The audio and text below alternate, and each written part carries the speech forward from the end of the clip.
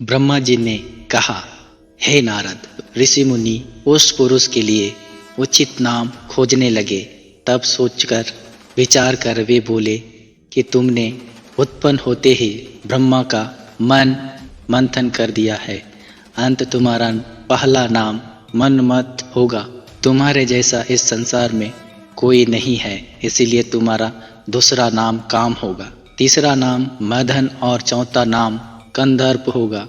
अपने नामों के विषय में जानते ही कामदेव ने अपने 5 बाणों का नामकरण कर उसका परीक्षण किया।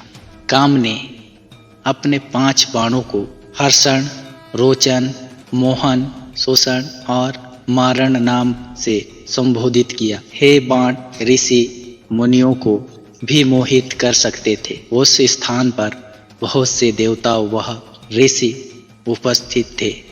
उस समय संध्या भी वही थी। कामदेव द्वारा चलाए गए बाणों के फलस्वरूप सभी मोहित हो गए। सबके मनों में विचार आ गया कि सभी काम के वशीभूत हो चुके थे।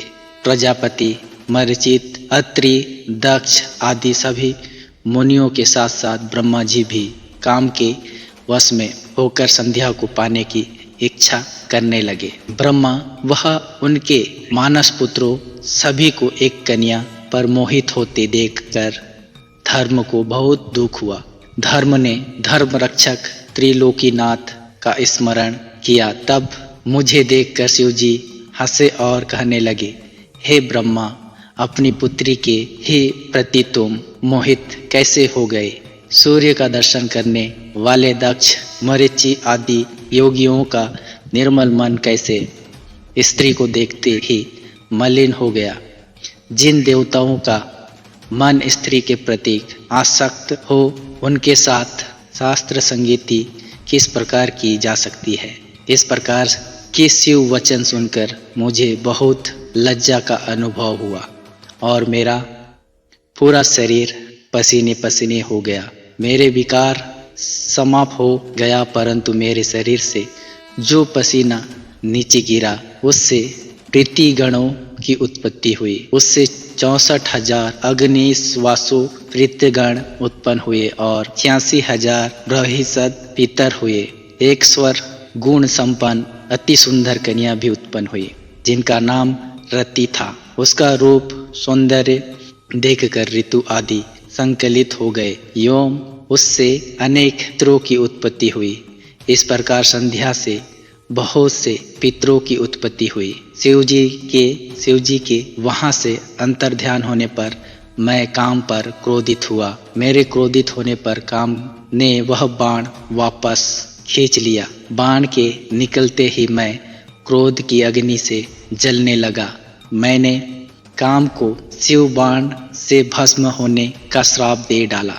यह सुनकर काम और रति दोनों मेरे चरणों में गिर पड़े और मेरी स्तुति करने लगे तथा क्षमा याचना करने लगे।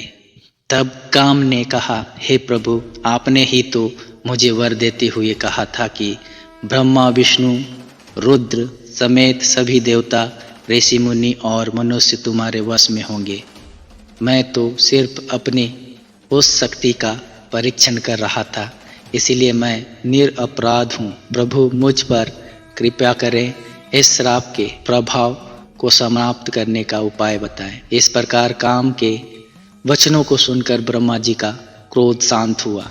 तब उन्होंने कहा कि मेरा श्राप झूठा नहीं हो सकता, इसीलिए तुम महादेव के तीसरे नेत्र रूपी अग्नि का बाण से भस्म हो जाओगे। परंतु कुछ समय पश्चात जब शिव जी विवाह करेंगे, अर्थात उनके जीवन में देवी पार्वती आएगी, तब तुम्हारा शरीर तुम्हें पुनः प्राप्त होगा। कामरति विवाह। नारद जी ने पूछा, हे ब्रह्मा जी, इसके पश्चात क्या हुआ?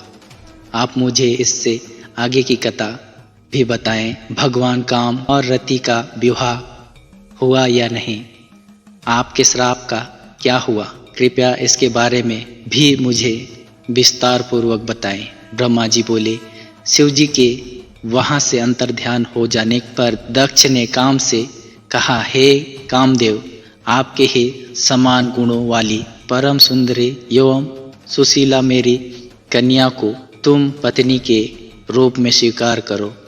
मेरी पुत्री स्वरगुण संपन्न है तथा हर तरीके से आपके लिए सुयोग्य है। हे महातेजस्वी मनोभाव, यह हमेशा तुम्हारे साथ रहेगी और तुम्हारी इच्छा अनुसार कार्य करेगी। वह कहकर दक्ष ने अपनी कन्या जो उनके पसीने से उत्पन्न हुई थी का नाम रति रख दिया। तब पश्चात कामदेव और रति का विवाह सुहास संपन्न हुआ। हे नारद, दक्ष की पुत्री रति बड़ी रमणीय और परम सुंदरी थी। उसका रूप लावण्य मुनियों को भी मोहित करने वाला था। रति से विवाह होने पर कामदेव अत्यंत खुश हुए। वे रति पर पूर्ण मोहित थे। उनके विवाह पर बहुत बड़ा उत्सव हुआ। प्रजापति दक्ष पुत्री के लिए सुयोग्य वर पाकर बहुत खुश हुए थे। दक्ष कन्या देवी रति भी कामदेव को पाकर धन्य हो गई थी। जिस प्रकार बादलों में बिजली शोभा पाती है, उसी प्रकार कामदेव के साथ रति शोभा पा रही थी। कामदेव ने रति को अपने हृदय सिंहासन में बिठाया तो रति भी कामदेव को पाकर उसी प्रकार खुश हुई, जिस प्रकार श्री हरि को पाकर देवी लक्ष्मी। उस समय आनंद और खुशी से सराबोर कामदेव वह रति भगवान शिव का श्राप भूल गए। ब्रह्मा जी का यह कथन सुनकर महर्षि नारद बड़े खुश हुए और हर्षपूर्वक बोले, हे महामते, अपने भगवान शिव की अद्भुत लीला मुझे सुनाई है। प्रभु, अब मुझे आप यह बताएं कि कामदेव और रति के विवाह के उपरांत सब देवताओं के अपने धाम चले जाने के बाद पितरों को उत्पन्न करने वाली ब्रह्म कुमारी संध्या कहाँ गई? उसका विवाह कब और कैसे हुआ?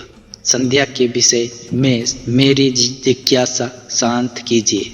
अगर आपको यह वीडियो पसंद आया तो लाइक और शेयर जरूर करें और अगला भाग देखने के लिए हमारे चैनल को सब्सक्राइब जरूर करें। आपका बहुमूल्य समय देने के लिए धन्यवाद।